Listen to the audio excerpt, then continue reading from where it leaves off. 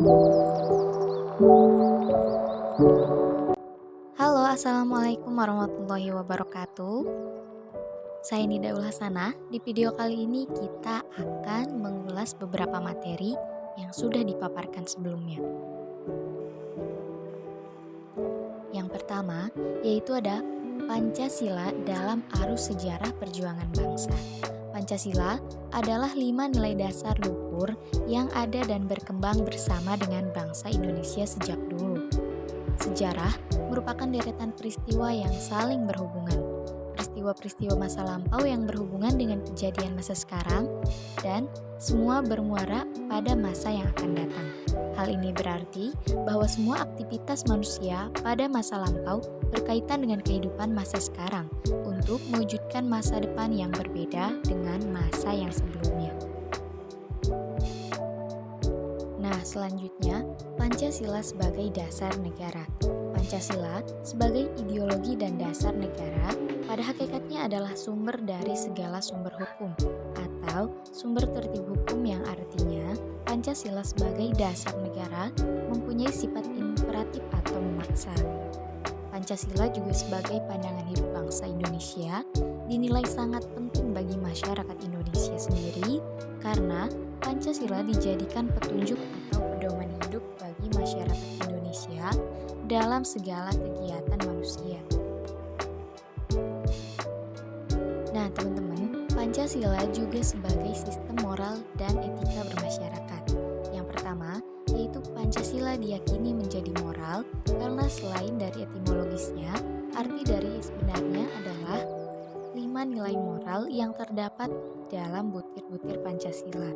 Yang kedua, etika dan Pancasila merupakan dua hal yang tidak bisa disisihkan karena isinya mengajarkan tentang nilai yang tercantum kebaikan. Dan yang ketiga, di era 5.0 ini, di mana semuanya akan menikmati kehidupan masyarakat dengan menggunakan teknologi. Dan Pancasila juga sebagai identitas negara. Pancasila sebagai identitas nasional, yaitu sebagai kepribadian bangsa yang dapat mendorong bangsa Indonesia agar tetap berjalan sesuai relnya, akan tetapi tidak melawan arus globalisasi. Melainkan, bangsa ini menjadi lebih cermat dan bijak dalam menjalani dan menghadapi tantangan dan juga peluang untuk kedepannya. Pancasila juga sebagai dasar pengembangan ilmu. Pancasila merupakan arah atau tujuan bagi yang menyandangnya, sehingga Pancasila menjadi kaidah penuntun dalam pembangunan hukum nasional. Adapun politik dan strategi nasional, yaitu politik merupakan sebuah alat untuk memperjuangkan cita-cita. Nah, cita-cita politik tersebut memiliki banyak aspek yang diharapkan akan memacu kemajuan sebuah bangsa atau negara. Muatan cita-cita yang dibungkus politik itu terwujud dengan strategi-strategi yang jitu. Nah, inilah yang dinamakan dengan strategi nasional. Selanjutnya yaitu ada HAM dan Rules of Law. HAM adalah seperangkat hak yang melekat pada hakikat dan keberadaan manusia sebagai makhluk Tuhan Yang Maha Esa dan merupakan anugerah yang wajib dihormati, dijunjung tinggi, dan dilindungi oleh negara, hukum, pemerintah, dan setiap orang demi kehormatan serta perlindungan harkat dan martabat manusia. Demokrasi konstitusional dan implementasinya. Demokrasi adalah sistem di mana warganya bebas memilih keputusan melalui kekuasaan mayoritas. Namun demikian, kekuasaan oleh mayoritas tidak selalu dilaksanakan secara demokratis. Di dalam masyarakat demokratis, kekuasaan mayoritas harus disinergikan dengan jaminan atas terakomodasinya HAM secara baik. Selanjutnya yaitu ada hak dan kewajiban warga negara.